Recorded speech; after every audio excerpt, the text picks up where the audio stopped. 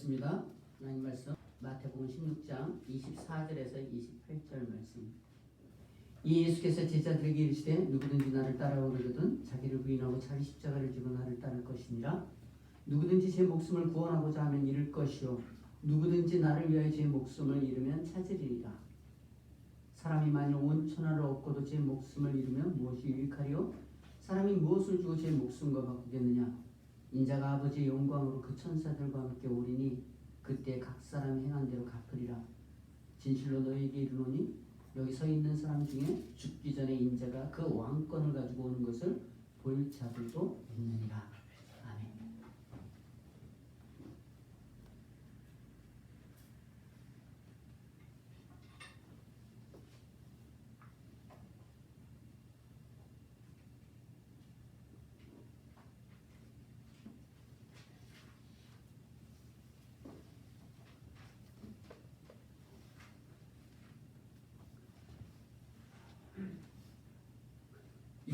익숙하지가 않네요. 찬양도 해야 되고 기도도 해야 되고 여러 가지가 있지만 말씀 증거하도록 하겠습니다.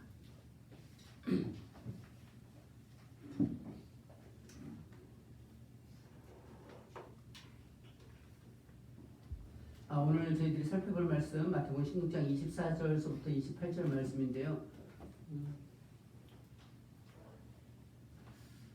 너무 그 뭐랄까요? 너무 익숙하고 너무 많이 들었던 이야기고 하필이면 이 말씀이 여기 잡혀져 있고 뭐 고민을 굉장히 많이 했어요.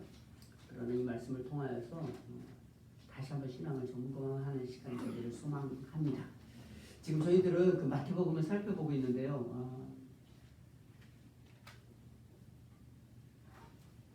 마태복음 16장 13절부터 28절의 내용이 오늘까지의 내용이 사실은 하나의 내용에 거기서 이루어지는 환경 가이사랴 빌립보로 예루살렘을 향해서 내려가시는 주님의 이제 순환, 죽으심, 부활, 이제 마지막 그의 사역으로 내려가는 그 시점에서 가이사랴 빌립보라고 그랬잖아요. 그 내륙 지역에 어떻게 보면 이 가이사랴 빌립보가 시저에게 드려지는 그런 도시로서 굉장히 풍성한 좀 괜찮은 그런 도시죠. 그쪽을 지나시면서 약간 매칭이 되는 거죠. 가장 풍성한 그런 도시로 내려가면서 주님은 지금 영광을 드러내려고 가는 길이 아니라 죽으심을 향해서 지금 가고 끊임없는 예수님에 대해서 대립하고 반목하는 그런 강력한 도전들이 있는 그런 속에서 주님께서 사람들이 나를 누구라고 하느냐 이렇게 이야기했을 때 세례 요한이다, 뭐 예레미야다, 뭐 엘리야다, 뭐 선지자 중에 하나다. 그럼 너희들은 나를 누구라 하느냐 했더니 베드로가 주는 그리스도시요 살아계신 하나님의 아들이십니다. 그래서 굉장히 칭찬을 받잖아요. 그러니까 누구를 정해야 할 때 주는 그리스도시요 살아계신 하나님의 아들이십니다. 그 고백이 주가 메시아다. 죽음의 메시아다. 하나님의 아들이지만 주는 그리스도시요 살아계신 하나님의 주는 주님은 죽으심의 메시아입니다. 이게 이제 주님께 칭찬을 받았던 내용 아니에요. 그래서 그 교회 위에 그 고백 위에 교회를 세우고 음부의 권세가 이기지 못하고 천국 열쇠를 줘서 매면 매이고 풀면 풀리라고 하는 그런 영광 가운데 이제 베드로가 칭찬을 받게 되죠. 그래서 주님께서 제자들에게 이제 내려가고 여태까지 공생의 기간 동안 말씀을 가르쳤던 그들에게 이제 내려가게 되면 저희가 잡히고 죽고 부활할 것이다라는 이야기를 했을 때 지난주 설교죠. 베드로가 이야기를 하잖아요. 그래 마옵소서 당신에게 자비를 허락하시옵소서 이런 말인데 거기 보면 예수를 붙들고 항변하여 이르되 주여 그리 마옵소서 일이 결코 주께 미치지 아니하리이다. 이런 거는 그런 일은 있을 수 없습니다. 주님은 죽는다라고 이야기하는데 그런 일은 있을 수 없습니다. 그러니까 주는 그리스도시요 살아계신 하나님의 아들이십니다. 주님은 죽으심의 메시아로 오셨습니다. 우리에게는 죄 문제가 가장 시급하고 그것을 해결하기 위해서 오신 메시아가 되십니다. 하나님의 아들이 되십니다라고 하는 정확한 고백은 했지만 그래서 주님이 그렇게 죽는다라고 이야기했을 때 그렇게 하면 안 됩니다라고 해서 그가 고백한 신앙의 고백과 그것에 대한 결정이 다른 것으로 인하여서 그가 사단아 내 뒤로 물러가라 라고 해서 굉장히 칭찬을 받았지만 어느 순간 그 고백에 대한 신앙의 내용을 이해하지 못했을 때 사단도 될 수 있다. 물론 우리가 사탄이 되는 건 아니죠. 그렇지만 사단의 도구로서 얼마든지 우리는 쓰임 받을 수 있다. 뭐 여기까지가 이제 지난주 설교였습니다. 그래서 말씀하는 거죠. 사탄아 내 뒤로 물러가라. 내가 나를 넘어지게 하는 자로다. 얼마든지 넘어지게 하죠. 세상도 그렇지 않습니까? 같은 가장 친한 사람, 뭐 가족 안에서도 사실은 그 정당한 어떤 일들을 하지 않았을 때, 정당한 일들을 우리에게 요구하지 않았을 때 가장 가까운 사람들이 넘어뜨리는 사람으로 등장하는 것처럼 넘어지게 하는 자로다. 내가 하나님의 일을 생각하지 않고 도리어 사람의 일을 생각한다. 하나님의 일은 뭐죠? 그리스도가 이 땅에 오셔서 그가 죽으심으로 말미암아 온 인류를 구원하는 것으로 그가 고백했고 그렇게 해야 되는데도 불구하고 그리 마옵소서 죽으시면 안 되죠. 왜냐하면 베드로의 입장에서는 예수님이 예루살렘에 올라갈 것이고 그가 왕권을 지을 것이고 고백은 죽으심의 메시아였는데 머릿속에는 자기는 자기의 지위를 높여줄 뿐으로 생각했기 때문에 죽으면 안 된다라고 하는 괴리 속에 살아간다는 측면에서 우리도 이 세상을 살아나가면서 하나님의 일을 생각하지 않고 사람의 일을 생각할 때가 굉장히 많죠. 다르게 이야기하다 보면은 하나님의 백성으로 살아가야 될 일을 생각하지는 않고 사실은 어떻게 보면 평생 살았지만 세상의 종로를 타고 살아가는 사람으로 만들 수 있죠. 그럴 수 있겠죠? 자녀들에게 공부를 열심히 하라고 하고 뭐 성공을 하라고 하고 무슨 비전을 이야기를 하지만 사실은 하나님의 백성으로 살게 하는 것이 아니라 오히려 세상에서 종로로 타는 인생으로 우리는 몰아갈 수 있다는 거죠. 인생을 이렇게 살고 보면 그래요. 그거를 내가 나중에 살아본 다음에 내가 알겠지가 아니라 많은 역사와 말씀을 통해서 우리가 하나님의 일을 생각하는지 사람의 일을 생각하는지 우리가 어쩌면 베드로가 될 수 있다는 거죠. 내가 가정 안에서 교회 안에서 얼마든지 그런 일들을 할 수 있다는 거죠. 그래서 오늘 이제 최종 결론을 이야기하는 거잖아요. 그러기 때문에 24절에 오늘 이 예수께서 제자들에게 이르시되 누구든지 나를 따라오면 자기를 부인하고 자기 십자가를 지고 나를 따를 것입니다. 뭐 옛날에 아무든지 나를 따르면 자기를 부인하고 자기 십자가를 지고 나를 쫓을 것이다 이렇게 말하는 거죠. 예수님을 믿는다면 이 말씀이 너무나 중요해요. 누구든지 나를 따르려거든 예수님이 얘기하는 거예요. 예수님이 누구든지 나를 따르려거든 뭐 안 따르면은 상관없습니다. 근데 나를 따르려면은 자기를 부인하고 자기 십자가를 지고 나를 좇을 것이다 이렇게 이야기합니다. 그렇게 되시기를 소망합니다. 주님을 따르려면 자기를 부인하고 자기 십자가를 지고 나를 쫓을 것이다 이렇게 이야기를 해서 일단 의미적인 해석을 한번 해볼게요. 그래서 베드로가 갑자기 사탄이 되었잖아요. 칭찬을 받았는데 사탄이 되었는데 그래서 누구든지 나를 따르거든 자기를 부인하고 자기 십자가를 지고 나를 쫓을 것이다. 첫째 자기를 부인한다라고 이야기하는 것은 우리가 가지고 있는 아주 기본적인 해석이에요.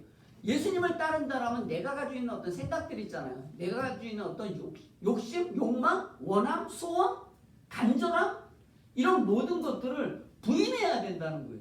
내가 가지고 있는 어떤 계획들을 내가 가지고 있는 이거 굉장히 중요하죠. 내가 가지고 있는 어떤 계획들이 있을 거예요. 그 계획을 일단 뒤로 제껴놓고 나를 따라야 된다.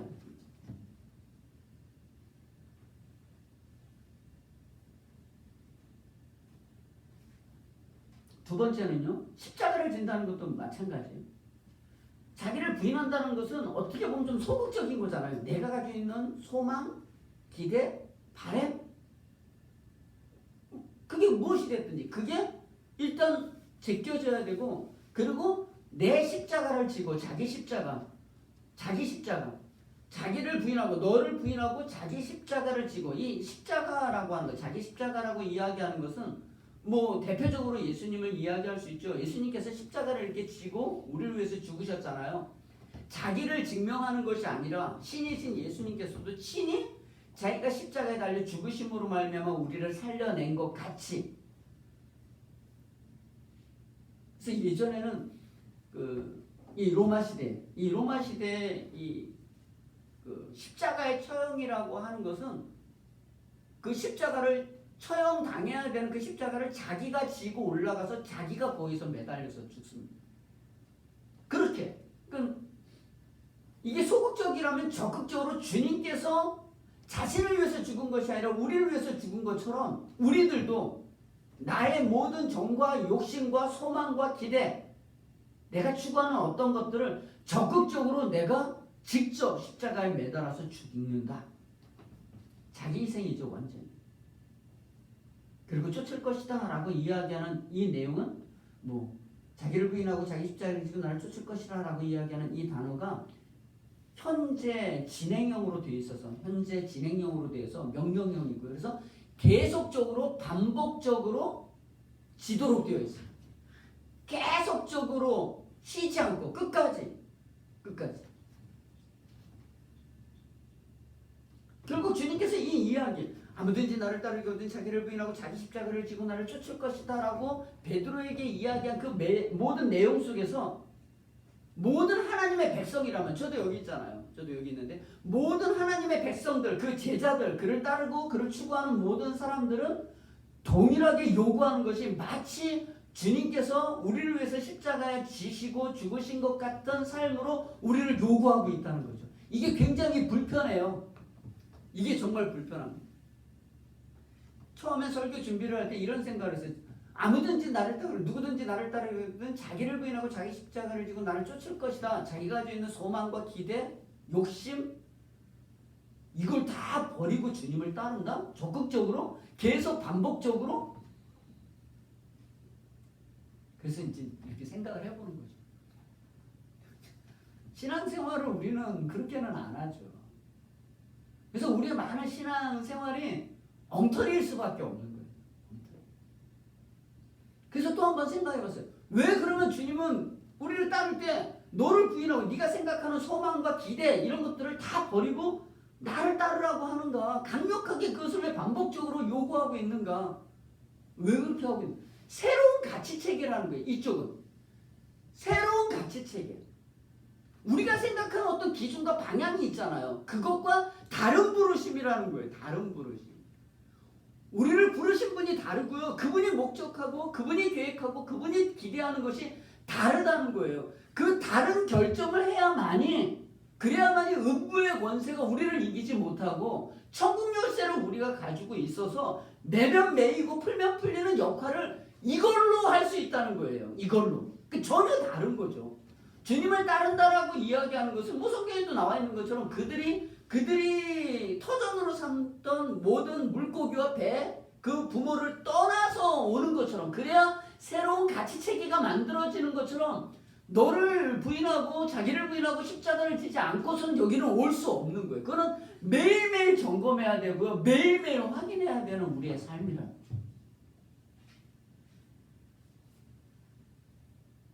설교 준비하면서 상당히 부담스럽기도 했고 신앙을 다시 한번 저도 점검하게 되었어요.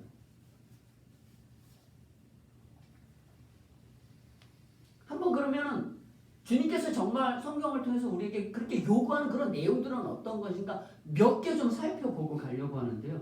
마태복음 5장 43절부터 48절 말씀. 뭐라고 요구하는지 이런 내용들은 이런 명령들은 우리에게 사실은 생명이 되는데요. 주님께서 산상수훈이잖아요. 주님을 그냥 선생님이라고 생각하시면 안 되고요. 하나님이신 그분이 이 땅에 오셔서 말씀하시는 것이다 이렇게 생각하셔야 돼요. 뭐라고 이야기하시냐면 5장 43절부터 48절인데요. 제가 좀 끊어서 읽을게요. 43절입니다. 제가 읽습니다. 또 내 이웃을 사랑하고 내 원수를 미워하라 했다는 것을 너희가 들었으나 이거는 구약을 이야기하고 있는 거예요. 거기도 이렇게 나와 있지는 않은데 보통 사람들이 생각할 때 이웃을 사랑하고 원수는 미워해도 된다. 그런 너희들이 그런 생각을 가질 수 있잖아요. 너희가 그렇게 들었을지는 모르지만 나는 너희에게 이르노니 너희 원수를 사랑하며 너희 박해하는 자를 위해 기도하라. 이거 되게 부담스럽죠. 말씀을 준비하면서도 너무 부담스러운 거예요. 원수를 사랑하고요. 핍박하는 자를 위해서 기도하라. 여러분들 핍박받는 적 있나요? 핍박이라고 이야기하는 것은 잘못했는데 내가 무시당하는 거 그건 핍박 아니에요. 그건 정당한 대가인 거고요. 내가 너무나 잘했는데 너무나 잘하고 칭찬받아 마땅한데 못 살게 구는 거 있잖아요. 그걸 핍박이라고. 그러니까 원수를 사랑한다고요? 설교라는 게 이제 시간이 있어서 막 가야 되기 때문에 그것도 굉장히 중요한데 원수를 사랑하고 너희를 핍박하는 자를 박해하는 자를 위해 기도하라. 이같이 한자 하늘에 계신 너희 아버지 아들이 되리니 그렇게 하면 하나님의 아들이 된다. 이런 것이 아니라 산상수훈은 하나님의 백성, 천국 백성이 되었기 때문에 너희의 다름이 무엇이냐 이렇게 요구하고 있는 거예요. 48절에 보면 그렇게 하는 이유는 마치 하나님께서 그 해를 악인과 선인에게 비를 의로운 자와 불의한 자에게 주님께서 계속 내리는 것처럼 자기를 부인하고 자기 십자가를 지고 나를 쫓을 것이라고 하는 하나님의 백성의 삶의 형태와 방식인 거예요. 그래서 48절에 보면 그러므로 하늘에 계신 너희 아버지 온전하신 같이 너희도 온전하라. 온전하라. 온전을 요구해요.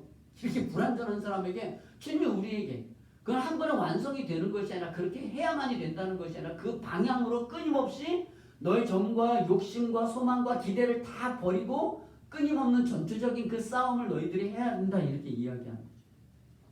에베소서 5장 1절 2절 말씀도 똑같습니다. 몇 개 찾고 나중에 정리를 하려고 합니다.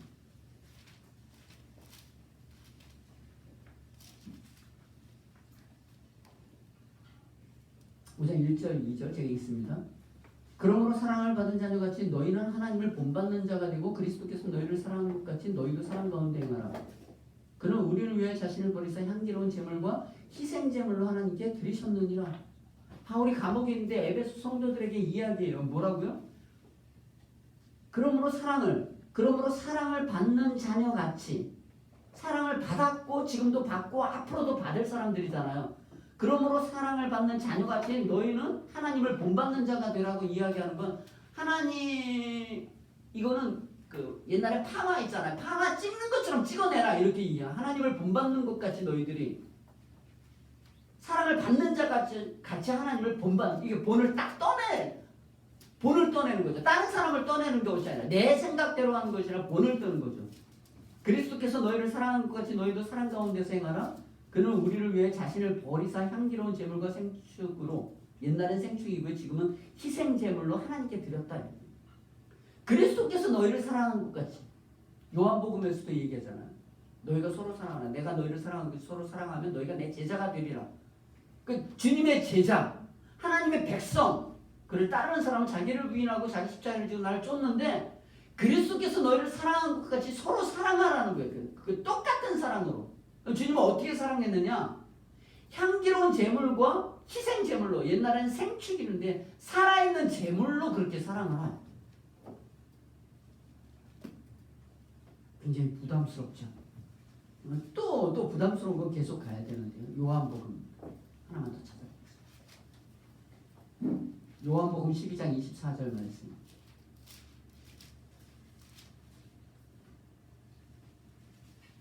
우리 한 목소리로 한번 이 본문을 읽어보겠습니다. 요한복음 12장 24절 말씀 시작. 내가 진실로 너에게 이르노니 한 알의 밀이 땅에 떨어져 죽지 아니하면 한 알 그대로 있고 죽으면 많은 열매를 맺느니라. 아멘.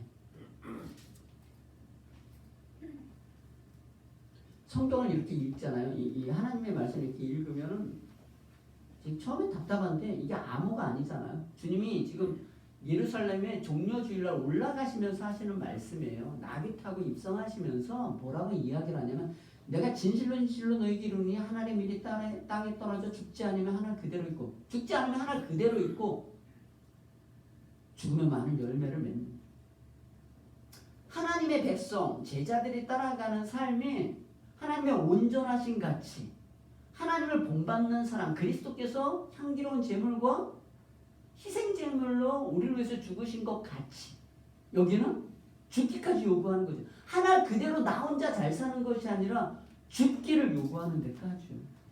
주님이 죽으셔서 우리에게 요구하시는 아무든지 나를 따르려거든 자기를 부인하고 자기의 십자가를 지고 나를 좇으라는 그 믿음의 경주를 하지를 않는다는 거예요. 주님은 그걸 요구하고 있고 우린 그걸 안 한다는 거예요. 세상을 살면서 내가 왜 힘들지 이런 고민들이 있잖아요. 주님이 우리를 불러서 온 세상 만물을 만들고 자기 모양과 형성을 만든 사람들 그가 죄로 말미암아 도망가서 그리스도께서 죽으시고 그들을 초청하면서 우리에게 다시 요구하는 것은 우리의 모든 것들을 버리고 따르지 않으면 안 된다는 거예요. 그건 막 거기는 아무것도 신경 쓰면 안 된다. 뭐 나만 나와라, 교회만 나와라 이런 내용이 아니라 이 세상의 구조의 체계 속에서 하나님의 말씀으로 살지 않으면, 눈이 돌아가기 시작하면, 특히 그 눈을 돌리는 게 다른 게 아니에요. 물론 다른 사람들이 나를 유혹하고 넘어뜨리려고 하겠죠. 그러나 내 동의가 없이는 절대 넘어뜨릴 수 없는 거라고요. 내 동의가 있는 거예요. 선악과를 먹은 걸 하나님이 거기다 만들어놨느냐 안 만들어놨느냐에 관한 문제가 아니라 먹었다고요. 자기 의지를 가지고 먹은 그게 잘못이라는 거예요. 그래서 예수를 믿는 사람이라면 자기를 부인하고 자기 십자가를 지고 나를 연속적으로 쫓지 않으면 우리는 안 된다라는 거예요. 그게 추구와 기대가 다르다는 거죠. 그래서 이걸 사도 바울이 그걸 따라가는 사람이잖아요. 그 따라가는 사람들이 고린도 전서 4장 7절이에요. 자기가 이렇게 고백을 해요. 4장 7절에 뭐라고 얘기하냐면, 우리 이거는 너무 멋있어요. 교도할까요? 4장 7절부터 13절이에요. 제가 7절 읽고 교도하겠습니다. 누가 너를 남달리 구별하였느냐? 내게 있는 것 중에 받지 아니한 것이 무엇이냐? 네가 받았은지 어찌해 받지 아니한 것 같이 자랑하느냐? 너희가 이미 배부르며 이미 풍성하며 우리 없이도 왕이 되었도다. 우리가 너희와 함께 왕노릇하기 위하여 참으로 너희가 왕이 되기를 원하노라. 내가 생각하건대 하나님의 사도인 우리를 죽이기로 작정한 자 같이 끄트머리 주셨으며 우리는 세계 곧 천사와 사람에게 구경거리가 되었노라. 우리는 그리스도 때문에 어긋나 너희는 그리스도 안에서 지었고 우리는 약하나 너희는 강하고 너희는 존귀하나 우리는 비천하여. 바로 이 시각까지 우리가 줄이고 목마르며 헐벗고 매맞으며 정처가 없고 또 수고하여 친히 손으로 일하며 모욕을 당한즉 축복하고 박해를 받은즉 참고. 같이 봅니다. 비방을 받은즉 권면하니 우리가 지금까지 세상의 더러운 것과 만물의 찌꺼기 같이 되었도다. 아멘. 사도 바울이 어떤 사람이죠? 주를 믿고 자기 인생을 주님에게 정말 자기를 부인하고 자기 십자가를 지고 주를 쫓은 사람이죠. 그건 뭐라고 얘기를 해요? 지금 이 고린도 교회는 싸워요. 고린도 교회는 굉장히 부요한 것이에요. 바울이 개척한 교회고요. 기적과 능력과 은사들이 뭐 너무나 많아요. 언변이, 지혜와 지식들이. 그러니까 말씀도 굉장히 대단하고 그 다음에 사는 것도 굉장히 잘 살고 부요함이 그 고린도 교회만큼 그렇게 풍성했을까요? 근데 싸워요. 그리고 서로 잘났다고 해요. 가르치는 자들도 그래요. 그래서 뭐라고 얘기하냐면 맡은 자의 구할것, 그리스도의 일꾼으로서 맡은 자의 구할것은 딴 거 없다. 충성이다. 이렇게 판단하지 말아라. 판단하는 것은 하나님이다. 나도 나를 판단하지 않는다는 거죠. 나도 나를. 나의 엉뚱함, 나의 부족함, 나의 연약함도 나도 스스로. 왜? 그분이 나를 붙들어 쓰기 때문에 나의 어떠함을 내가 평가하지 않는다까지 얘기하면서 얘기하는 거예요. 7절에 누가 너를 남달리 구별하니 뭐 잘나가지고 너희들을 구별했느냐? 내게 있는 것 중에 받지 않은, 우리 중에 받지 않은 게 어디 있을까요? 받지 않은 것이 어디 있을까요? 내가 받았은지 어찌해 받지 아니한 것 같이 자랑하느냐? 너희가 이미 배부르면 이미 풍성하여 우리 없이도 왕이 되었다는 거예요. 우리 없이도. 벌써 아볼로와 자기가 가르쳤는데 우리 없이도 이미 왕이 됐어요. 우리가 너에게 왕노릇하기 위하여 참으로 너희가 왕 되기를 원하노라. 정말 너희가 왕이 되었는데 진정한 왕, 하나님의 백성의 아들로서의 왕이 되기 위해서 진짜 왕이 됐으면 좋겠다. 쪼잔하게 살지 말고 가진 자로서의 살기를 원하노라. 비웃는 거죠. 내가 생각하는데 하나님이 사도인 우리를 죽이기로 작정된 자 같이 끄트머리에 두셨으니 우리는 세계고 천사와 사람에게 구경거리가 되었노라. 우리는 그리스도 때문에 어리석으나 너희는 그리스도 안에서 지혜롭고 니들은 그렇고 우리는 약하나 너희는 강하고 너희는 존귀하나 우리는 비천하여. 바로 이 시기까지 우리가 줄이고 목마르며 헐벗고 매맞으며 정처가 없고 또 수고하여 친히 손으로 일을 하며 모욕을 당한 즉 축복하고 박해를 받은 즉 참고 비방을 받은 즉 권면하니. 이거죠. 다르죠. 그들은 영광이고 끊임없이 여기에는 마치 펌프질을 하는 것 같은 그런 일들을 내가 하고 있다. 우리가 지금까지 세상에 더러운 것과 만물의 찢기같이 되었도다. 저기는 뭐라고요? 마치 하나님께서 우리를 만물의 찢기같이, 여기로 보면은 더러운 것으로 마치 쓰레기통같이, 앞에 보면은 하나님이 사도인 우리를 죽이기로 생각한 것, 죽이기로 작정된 자 같이, 여기서 사도인 우리를 죽이기로 작정된 자 같이, 이런 내용들은 마치 예전에 고대 시대 그 로마 이 시대를 설명하는데요. 마치 그때는 죄인들을 그 원형 경기장에다 집어넣고 사자들이 잡아먹는 것 같이 마치 자기가 그렇게 된 것 같다 이렇게 얘기하는. 끄트머리 옛날엔 미만에 두었다 이렇게 이야기하는데 그 전쟁을 하게 되면 저쪽 나라와 이쪽 나라가 싸우게 되잖아요. 그러면 싸우면 그 싸워서 얻은 그 지역의 모든 전리품들을 다 가져오게 되잖아요. 그 전리품의 맨 끝자리에 상대방 장수를 이렇게 묶어요. 그래서 질질질질 끌려오게 되는 거. 그런 거 영화 봤나요? 장수가 맨 끝에 이렇게 질질질질 끌리고 나중에 걷다 지치면은 땅바닥에 쓰러져서 그리고 끌려오는 거죠. 땅의 모든 것들을 다 몸으로 견디면서 날아가는 거. 그게 말이면 어떻게 되겠어요? 말이면 아무것도 남지 않겠죠. 마치 그렇게 된 것 같다 이렇게 이야기하는 거예요. 누가요? 하나님이 그렇게 했다는 것 같다는. 내가 생각하건대 9절에 하나님이 사도인 우리를 죽이기로 작정된 자같이 끄트머리에 두셨다. 사도 바울은 하나님께서 자기를 어떻게 인도하는지를 너무나 잘 아는 거예요. 하나님의 백성들, 사도가 뭔가 잘못해서 그러는 것이 아니라 잘했음에도 불구하고 정당함에도 불구하고 하나님은 우리를 그런 환경 가운데 몰고 간다는 거죠. 왜 그럴까요? 왜?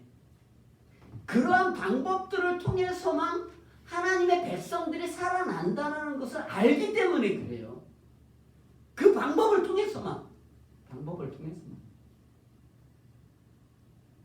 성경을 보면 엉뚱한 내용들이 굉장히 많을 때가 많죠. 우리 예를 들자면 다니엘 같은 경우는 굉장히 대단한 사람입니다. 다니엘 우리가 너무나 잘 아는 것처럼 605년에 바벨론으로 포로로 잡혀가잖아요. 이미 멸망은 586년이지만 이전에 이미 멸망이 완전히 끝나기도 전에 2차 포로로 잡혀갈 때 다니엘은 대단한 사람이에요. 그가 잘못해서 잡혀가는 건 아니에요. 잡혀가는 이유는 딱 하나예요. 신명기 언약을 통해서 시내산 언약을 통해서 하나님의 백성들에게 약속한 게 있어요. 많이 약속하는 것들이 있어요. 마치 우리가 뭐 자녀들에게 약속하는 것처럼 하나님이 우리에게 약속한 어떤 내용들인데 너희가 내 말을 잘 듣고 언약을 지키면 너희가 제사장 나라가 되고 거룩한 백성이 될 것이라고 이야기를 했어요. 이미 그렇게 불렀지만 잘하면 할수록 하나님의 백성으로서의 그 대단함을 드러내는 자를, 그거는 잘 먹고 잘 사느냐에 관한 문제가 아니에요. 빛으로서 우리를 이 세상 앞에 서게 하겠다 이렇게 이야기하는데 하지 않아서 포로로 잡혀가잖아요.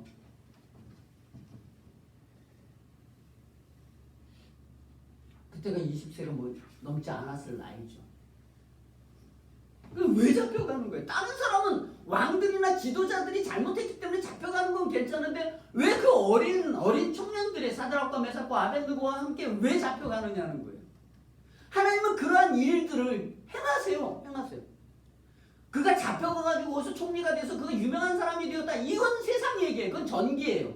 그건 전기고 왜 그렇게 하느냐? 왜 역사가 그렇게 되느냐? 하나님의 약속의 말씀을 하나님의 백성들이 듣지 않아서 이방 나라의 종으로 잡혀갈 것이라는 이야기를 선지자들을 통해서 굉장히 많이 했죠. 그리고 잡혀가요. 그리고 사드락 메삭 아벤느고는 금신상에다 절하라고 했는데 절하지 않아서 그가 오히려 절하지 않은 것으로 인해서 처음에는 어려움을 당하지만 오히려 그것 때문에 느부갓네살 왕이 다 믿게 되잖아요. 다니엘도 똑같은 거예요. 그 믿음이 좋은 사람은 잘 살아야 될 거 아니에요. 부유해야 될 거 아니에요. 여러분 이방 나라의 총리가 되면 부유한 건가요? 그런 건가요?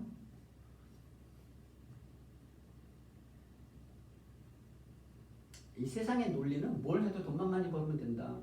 이 세상의 논리는 뭘 해도 잘 나가기만 하면 된다. 잘 나가는 기준이 없어요. 기준이 주님하고 달라요. 그러니까 뭣도 하는 거죠. 이방 나라의 총리가 된다는 건 부끄러운 일이에요. 부끄러운 일. 다니엘이 그래서 나중에는 다니엘이 이 느부갓네살 왕 때 605년에 포로로 잡혀가고 나중에는 538년이 되어서 다시 돌아오게 되잖아요. 돌아올 때 그가 돌아오는 그 시점, 포로가 완전히 끝나는 그런 시점에서는 그가 그때 당시 나라가 변해서 메대와 파사로 넘어가서 그때는 다리오 왕 앞에 그가 총리로 서게 됩니다. 그때 120도로 이렇게 나누는데 그때 총리가 되었을 때 그때도 그가 총리를 감당하게 되는데 그가 얼마나 하나님 앞에 잘 되었는가라고 했을 때 그때는 뭐라 그러죠? 다른 총리들이 이 이 다니엘을 너무 미워서 이걸 어떻게 하면 좀 정리를 할까? 얘를 어떻게 하면 좀 죽일 수 있을까 생각했는데 예배를 한 번도 빠지지 않고 하나님께 드리는 것을 알게 되고 그리고 음모를 꾸며서 어인을 찍게 해서 다른 신과 다른 그 무엇이든지 왕 외에 다른 것에 절하는 사람들은 우리 다 사자굴에다 집어 넣어서 죽게 하도록 하십시다. 이렇게 돼서 왕이 그게 좋잖아요. 이제 드디어 이 나라를 다시 한번 통치하게 되었고 그런 일은 굉장히 좋잖아요. 그런데 다니엘이 그때 전에 행하던 대로 엎드려서 예루살렘을 향하여 창문을 열고 전에 행하던 대로 여호와께 감사하며 예배하였더라. 이렇게 나와 있잖아요. 그때가 몇 살이라고요? 거의 90세 근처 됐죠. 80이 훨씬 넘었죠. 전에 행하던 대로 예루살렘을 향하여 창문을 열고 기도했다라고 이야기하는 건 그날 한 게 아니라 그 수십 년 동안 포로로 잡혀온 하나님의 나라인데 포로로 잡혀왔음에도 불구하고 그 하나님이 자기를 부인하고 자기 십자가를 지고 나를 쫓을 것이라고 이야기하는 그 내용을 아는 그 사람으로 거기에 서는 거죠. 그 일을 통해서 그 역사가 어떻게 되죠? 결국 사자 밥속에 들어가잖아요. 사자 밥속에 들어가는데 죽지 않아요. 우리는 죽지 않았다는 것 때문에 너무나 좋아하죠. 죽을 수도 있어요. 사실은 죽는 게 훨씬 나을 수도 있어요. 죽으면 영원한 하나님의 나라에 갈 테니까요. 그러나 죽지 않고 그 일을 통해서 다리오와 그 모든 신하들과 그 나라의 백성들이 여호와 하나님이 참 하나님인 것을 아는 것처럼 그러니까 성경의 모든 역사는 한 사람을 죽이는 일들과 괴로움을 당하는 일들을 통해서 한다는 거예요.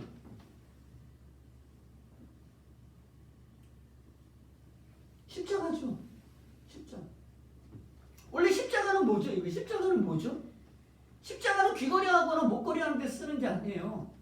이 상징이 있어요. 상징. 십자가는 사실은 내가 죄인이 우리가 달려야 되는 거죠. 우리가 달려야 되는 거죠. 십자가는 죄인들이 달리는 거죠. 근데 죄인이 달리는 그 자리에 주님께서 대신 지심으로 우리를 살리잖아요.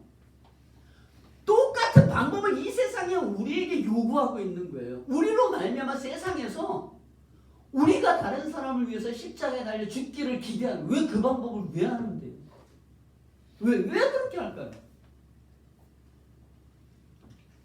여러분 세상 사람들은 몰라요. 하나님이 누군지 몰라요. 하나님의 은혜가 무엇인지도 몰라요. 자기가 살아나가면서 어떤 소망으로 살아가야 되는지 어떤 목적으로 살아가야 되는지 알지를 못해서 우리로 말미암아 그 자리에 서게 하는 거예요. 서게 하는 거예요. 그래서 우리가 예수를 믿으면 우리에게 도전하는 사람들이 다 많잖아요. 하나님 좀 나와보라 그래. 뭐 그럼 한번 나 킬싸움 한번 때려보라 그래. 이렇게 조롱하잖아요. 조롱해요. 질문해요. 물어요. 그리고 그렇게 다니는 우리를 향해서 비웃죠. 그러나 그런 모든 그 어려운 일들 있잖아요. 그 어려운 일들을 우리로 말미암아 당하게 하셔서 그 당하는 일들을 통하여서 하나의 영혼들을 살려내는 방법을 쓴다고요. 오직 그 하나의 방법이라고요. 여러분 예수님은 어떻게 믿었어요? 어떻게 믿었어요? 하나님의 은혜로 믿었죠. 근데 이 마음에 제가 들어온 적이 있어요. 제가 언제 들어왔냐면 저를 전도하는 어떤 분이 있어요. 물론 교회 다녔는데 어떤 전도하신 분이 있어요. 이름도 안 잊어버려요. 범초롱. 지금은 장로님 되셨어요. 나이가 한 살 많고 청년의 무슨 뭐 이렇게 뭐죠? 총전도 주일쯤 됐나 봐요. 용덕이 형제 저 좀 봐요 이러는데 뭐 뻔하죠. 이번 주 토요일에 나오라는 거잖아요. 다 알잖아요. 우리는 다 하나님의 근데 가기 싫어. 근데 그 친구가 오라니까 가게 되는 거예요. 그 남자들이 뻘쭘하게 그 옛날에 만난 빵집에서 만나잖아요. 데이트는 빵집에서 했잖아요.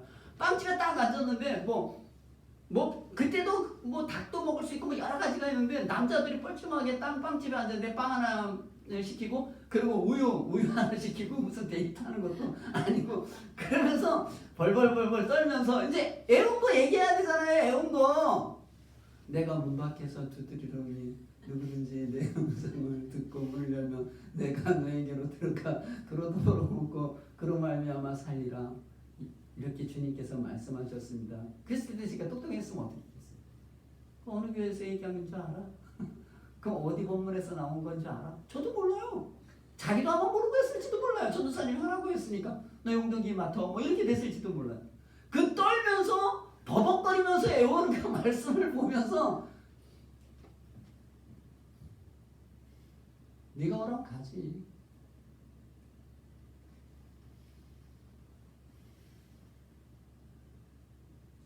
그 사람이 한 번 죽은 게 아니거든요. 그 거지 같은 산동네 교회에서 그 회장이라고 그걸 하는 거예요. 전도사님 나오라고 나오고 새강교회 나오라고 나는 안 나가요. 왜요? 저는 얕거든요. 전도사님도 꼴보기 싫고 애들도 같이 신앙생활 하는 것도 다 거지 같고 공부도 못하고 못 살고 이 등신 같은 것들하고 내가 한 공동체로. 근데 그분은 정상적인 대학교도 유일하게 그 동네에서 다니는 사람이었고 그리고 나오는 거예요. 그럼 잘난 척도 해야 되는데 그렇게 바보같이 일을 하는 거예요. 바보같이. 정말.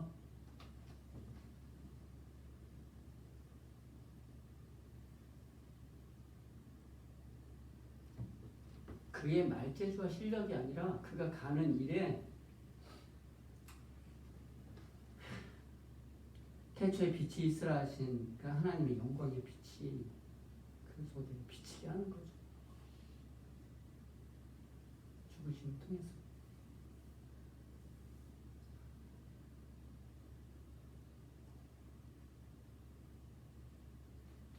뭐 항상 자주 얘기했지만 저희 아버님도 마찬가지. 되돌아보면 가끔 그런 생각을 가끔씩 해요. 만약에 그 섬에서 목회할 때 서울로 오는데 그 어떤 교회를 제가 생각할 때 한 7, 80명 모인다는 이야기를 얼핏 들었어요. 사당동 그 총신대 바로 위인데 그 정도 모이는데 목사님이 은퇴하는데 그 교회를 이렇게 가지고 가는데 1,000만 원이면 된다는 거예요. 섬에서 올라와가지고 그 이야기를 듣고 딱 앉아있는데 언젠가도 말씀드리고 앉아있는데 뭐하러 왔지? 제가 이렇게 아들인데 제가 뭐하러 왔지? 뭐 거기 가고 싶은가 봐? 이런 생각이 드는 거야. 이 마음에 사람이 얼마나 못됐는지 가고 싶은가 봐? 이런 생각이 드는 거예요.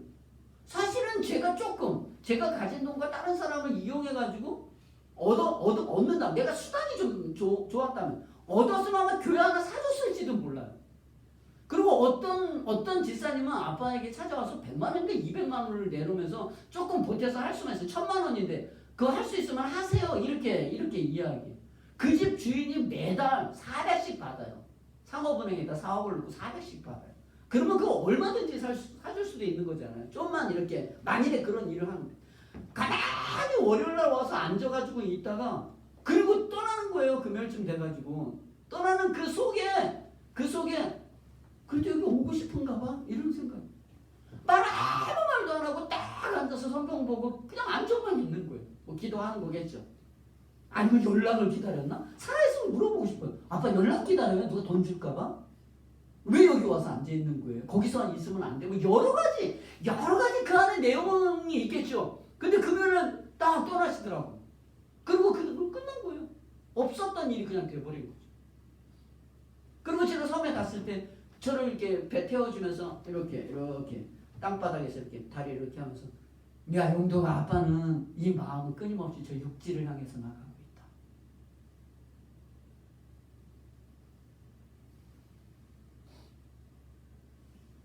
육지를 하고 싶죠.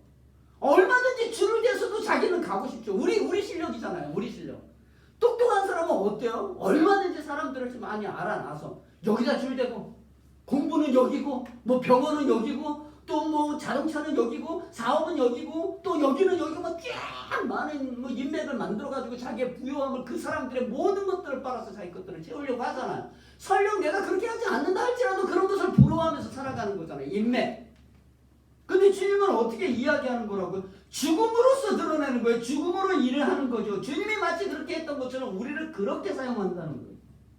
그래서 우리의 기쁨은 뭐냐면 내가 잘되고 승리하고 영광받아서 그 영광받은 것으로 하나님께 영광 돌리는 것이 아니라 내가 죽어서 죽음을 통해서 다른 사람을 살리는 것을 주님이 기뻐하신다고요.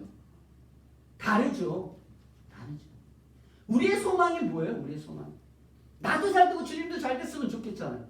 그죠? 뭐 하나님 능력 많은데 기도 좀 해서 사업도 잘되고 내가 사는 것도 윤택하면 내가 하나님께 드리고 그런 게 좋지 않겠느냐. 근데 주님은 그 방법을 쓰지 않는다니까. 죽여서 쓰는 거예요. 죽여서 깨져서 망가뜨려서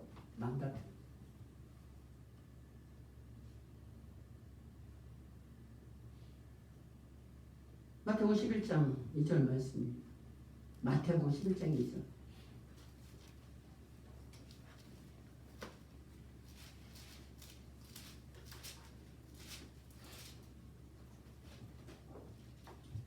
제가 말씀 읽을게요. 마태복음 11장 2절 말씀입니다. 2절에서부터 6절까지 읽을 것 같은데요. 요한이 옥에서 그리스도께서 하신 일을 듣고 제자들을 보내 예수께 여쭈어도 오실 그에게 당신이 우리가 다른 일을 기다립니까? 예수께서 대답하여 이르시되 너희가 가서 듣고 보는 것을 요한에게 아니되 맹인이 보면 못 걷는 사람이 걸으며 나병 환자가 깨끗함을 받으며 못 듣는 자가 들으며 죽은 자가 살아나며 가난한 자에게 복음이 전파된다 하라. 누구든지 나로 말미암아 실족하지 않는 자는 복이 있도다 하시니라. 요한이 옥에서 그리스도께 하신 일을 듣고 제자를 보내서 물어요. 오실 그이가 당신이니까 내가 다른 일을 기다려야 됩니까? 왜 묻는 거죠? 요한이 왜 묻는 거예요? 요한은 예수님이 하신 일이 이상한 거예요. 예수님이. 그건 뭐라고 해요? 내 뒤에 올 자는 정말 큰 자다. 그리고 주님을 만나잖아요. 주님이 세례를 받을 때 내가 주님에게 세례를 받았는데 어떻게 주님이 나에게 세례를 받습니까? 주님이 이렇게 하는 것이 옳도다. 이게 옳은 거예요. 우리는 이 사람이 세례를 줘야 되는 거잖아요. 근데 이렇게 하는 게 옳은 거예요. 이렇게 해서 이가 인간이며 신이지만 인간이며 그 일을 통해서 이 사람이 어떤 분인가를 드러내게 하시는 거죠. 그래서 그가 세례를 주잖아요. 세례를 줄 때 하늘에서 비둘기와 성령의 비둘기가 내려와서 임재하잖아요. 음성이 들리죠. 이는 내 사랑하는 아들이요 내 기뻐하는 자라 너는 저의 말을 들을지어다. 이렇게 이야기하는 거죠. 메시아인 것을 확인하게 되는 거죠. 그리고 요한에게 뭐라 했어? 너는 저의 말을 들을지어다. 이는 내 사랑하는 아들이요 내 기뻐하는 너는 저의 말을 들으라. 이렇게 이야기하는 거잖아요.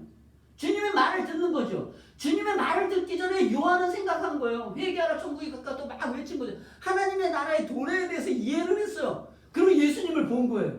그게 하나님의 아들이라는 음성도 들었어요. 현장에서 목격했어요. 그러면 하나님의 나라가 임할 거를 그가 알게 된 거죠. 메시아의 도래를 그가 이미 아는 거죠. 왜냐하면 많은 구약의 책들을 통해서 이사야 선지자든지 예레미야든지 많은 선지자를 통해서 하나님의 나라의 임재에 대해서 알기는 알았는데 내가 안 거예요. 내가. 그 아는 것은 그가 알고 있는 정치적인 능력적인 군사로 잘못하고 있는 많은 유대주의자들에 대해서 심판이 임하기를 엉뚱하게 살아가는 지도자들에 대한 심판과 지금 로마의 압제에 있는 이 이스라엘 나라가 다윗의 왕국처럼 놀랍게 커질 것이다라고 하는 기대죠. 그런데 이상한 거예요. 오실 그이가 당신입니까? 아니면 내가 다른 어떤 사람을 기다려야 합니까? 질문. 이상합니다. 이렇게 얘기합니다. 그때 예수께서 이르시는 거죠. 너희가 가서 듣고 보는 것을 요한에게 알리되 맹인이 보면 못 걷는 사람이 걸으며 나병 환자가 깨끗함을 받으며 못 듣는 자가 들으며 죽은 자가 살아나며 놀랍죠. 죽은 자가 살아난다는 거예요. 힘을 썼으면 좋겠는데 병자를 고치고 죽은 자를 살아난다? 다른 메시아인 거죠. 자기가 기대하는 건 다른 거죠. 그리고 가난한 자에게 복음이 전파된다. 자기의 생각하고 다르죠. 정리했으면 좋겠는데. 그러나 주님은 사람을 정리하는 것이 아니라 사람을 살리러 왔다. 심판자가 아니라 살리는 자라고. 칼을 들고 온 게 아니라 그가 직접 십자가를 지러 오셨다고요. 단지 이 세상에 살아가는 어떤 사람의 풍성함을 주려고 하는 것이 아니라 온 인류를 향한 그게 사랑하심이죠. 그게 이 땅에 오심이죠.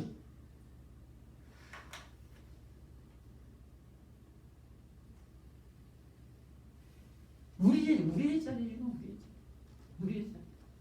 그 일을 통해서 그 아는 사람을 통해서 끊임없이 그 방법을 쓰는 거죠. 안 알아주죠.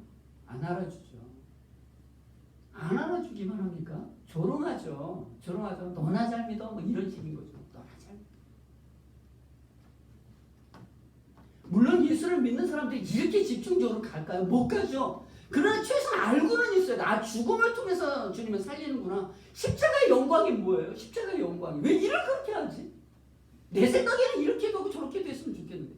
돈도 주고 떡도 주고 영광도 주고 명예도 주고 대장을 했으면 좋겠는데 그게 다 이단인 거예요. 주님은 오직 한 길이라고요. 오직 그리스도의 십자가의 죽음의 길. 그건 뭐냐면 고행이 아니에요. 고행이 아니에요. 막 이렇게 헐뜯고 못 먹고 가난하게 살으라는 건 그거는 불교나 다른 종교고요. 자기의 존재 자체를 거부하는 거예요. 거부하는 거예요. 주님을 닮는 거죠.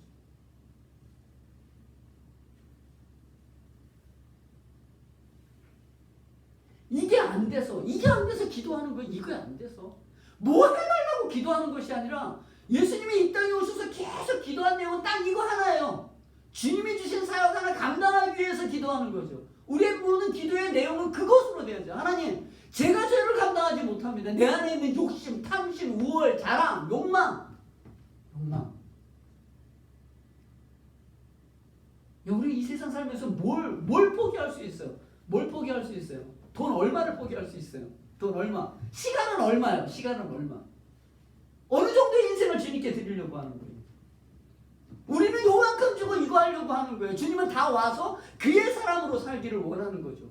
운동선수들이요. 운동선수들 이렇게 운동하는 사람들은 뭐라고 얘기하냐면 요새 꿈이 뭡니까? 소망이 무엇입니까? 이렇게 물어봐요. 잘하는 사람들에게. 오직 우리 팀의 승리입니다. 이렇게 얘기를 해요. 들어보셨어요? 저희 개인적인 뭐 어떤 소망은 없습니다. 오직 승리입니다. 왜 그럴까요? 승리를 해야 연봉을 많이 받아요. 그게 맞기 때문에 그래요. 그리고 설령 그게 아니더라도 정말 잘하는 사람들은 팀을 위해서 싸우죠. 팀을. 자기의 이름을 위해서 아니라 팀을 위해서. 대통령이나 어떤 사람들도 다 나라를 위해서 싸우지 자기 개인적인 욕망을 갖지 않는 거잖아요. 세상도 괜찮은 사람들은 그렇게 살아요. 그럼 하나님의 백성들은 그의 영광을 위해서 살도록 되어 있어요. 그게 이상한 것 같잖아요. 그런데 나를 부인하고 그의 말씀대로 살아가는 게 가장 영광스러운 새로운 가치체계의 삶이에요. 생명이에요. 그리고 그렇게 살아가는 삶을 통해서 다른 사람이 살아난다니까요. 몇 사람 살아날지는 몰라요. 아무도 안 알아줄 수도 있어요. 아무도. 그러나 그렇게 주님은 일을 하신다는 거죠.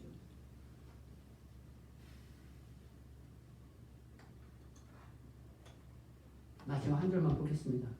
사도행전 5장 40절과 41절.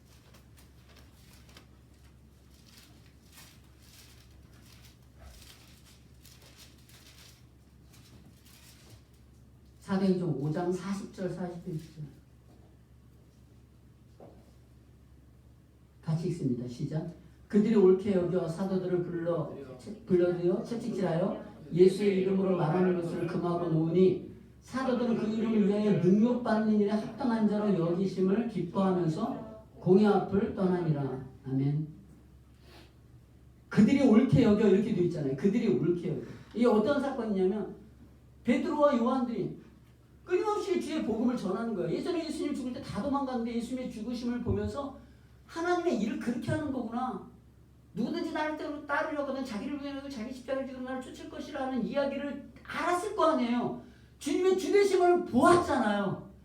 이 길만이 유일한 길인 것을 알아서 그들이 주의 복음을 증거하고 잡혀서 사내들인 공회원들이 있는 그곳에 잡혀 들어가서 그들에게 능력받는 일이 있는 거예요. 이거 어떻게 했으면 좋겠느냐? 거기서 어려움이 생긴 거죠. 그래서 이게 하나님 일인지 사람 일인지 잘 모르겠다.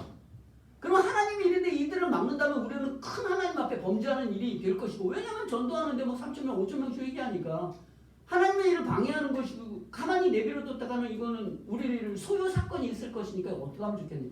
내비두자, 이렇게 결론이 난 거예요. 내비두자. 사람의 일이면 그 지도자가 죽으면 다 없어지더라. 옛날에 드다가 그랬다. 그러니까 사람 이름은 없어질 것이고 하나님 일일지 모르니까 그냥 내버려두고 내보내자라고 이야기할 때 그들이 옳게 여겨 그게 맞겠다 여기고 사도들을 불러들여 채찍질하여 예수의 이름으로 말하는 것을 금하고 예수님의 이름을 말하는 것을 금하고 사도들이 그 이름을 위하여 능력받는 일에 합당한 자로 여기심을 기뻐하면서 공회 앞에 떠났다. 뒤가 뭐라고요? 그렇게 하는 게 좋겠다. 그리고 그들을 불러들여서요 채찍질했다. 때렸다고요. 근데 사도들이 가면서 어떻게 했다고요? 그걸 너무나 기쁘게 여겼다는 거예요. 그걸 너무나 기쁘게.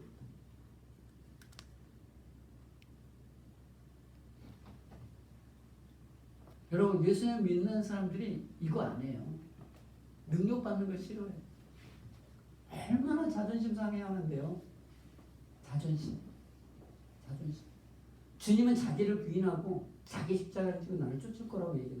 생명을 다 빼내고 나를 따르라고 했는데 이게 싫은 거예요. 능력받는 거예요. 능력과 침뱉으면서 영원히 살아나요. 살아나요.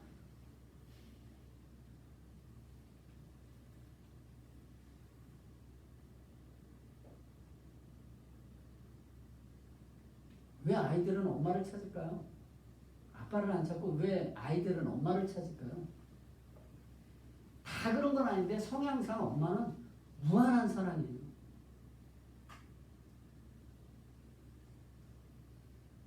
우리 아이들도 뭔가 잘못하면 저희 집에서도 저는 안 따라가도 하중에 한번 같이 죽을 것 같은 느낌은 있어요. 물론 아니겠지만 네. 그런 느낌. 왜? 이유가 없어요. 나를 위해서 죽기 때문에 죽어도 계속 그 생각나요. 해준 건 뭐예요? 밥 준 것밖에 없어요. 사실은. 내 편 들어준 거 하나. 주님은 편 들어주신 분이 아니라니까요. 사실 죽으셨어요.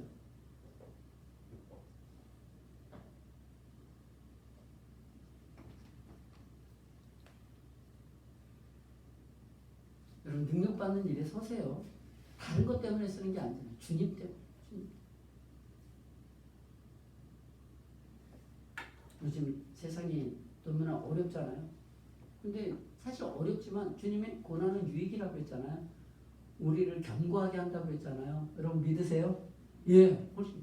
저도 설교 준비하면서 더 보게 됐고요. 두렵고요. 엉뚱하구나. 내가 하나님을 두려워하지 않고 카메라를 훨씬 두려워하는구나. 내가 하나님을 두려워하지 않고 내가 설교를 잘했나 못했나 이거가 더 중요한 사람이구나. 그렇구나. 나 그런 사람이구나.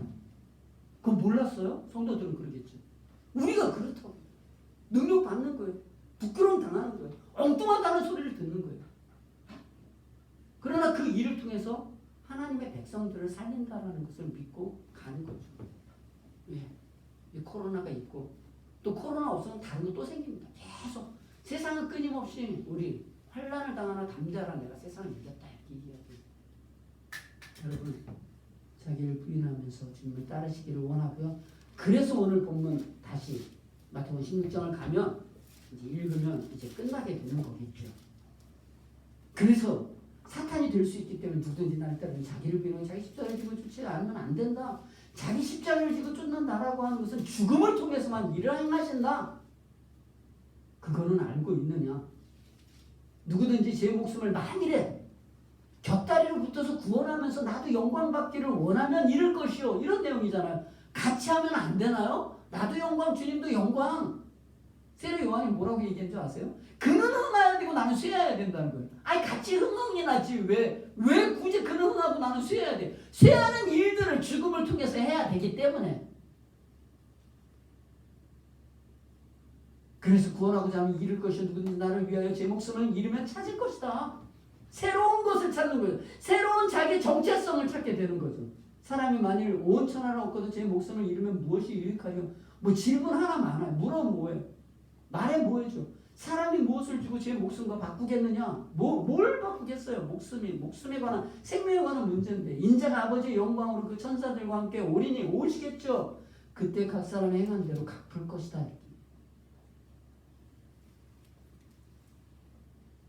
그리고 28절 말씀 진실로 너에게 이르노니 여기 서 있는 사람 중에 죽기 전에 인자가 그 왕권을 가지고 오는 것을 볼 자들도 있느니라. 이거는 설교를 하나 해도 너무나 많은 이야기. 다음에 뵙도록 하겠습니다. 마치겠습니다. 기도하겠습니다. 사랑하시는 하나님 아버지, 주님 은혜와 사랑을 감사를 드립니다. 엄청난 고백을 했지만 사탄일 수밖에 없었던 사탄의 상황에 처할 수밖에 없었던 베드로를 보게 됩니다. 마치 우리의 모습 같습니다. 주가 그리스도가 되시며 하나님의 아들이 되심을 우리는 믿음으로 고백하지만 그분은 우리의 필요를 채워줘야 되는 분으로 우리는 생각합니다.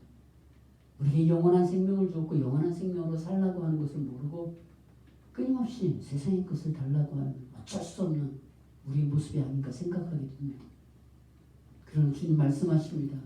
누구든지 나를 따르거든 자기를 부인하고 자기 십자가를 지고 나를 따를 것이다. 왜냐하면 그게 우리 정체성이 있고 그것을 통해서만 하나님의 역사가 이루어진다는 것을 너무나 잘 압니다. 말씀을 통해서 깨닫는 은혜가 있게 하시고 우리의 발걸음이 있을 수 있도록 은혜 위에 은혜를 허락하여 주시옵소서. 감사드리며 우리 주 예수 그리스도의 이름으로 기도합니다.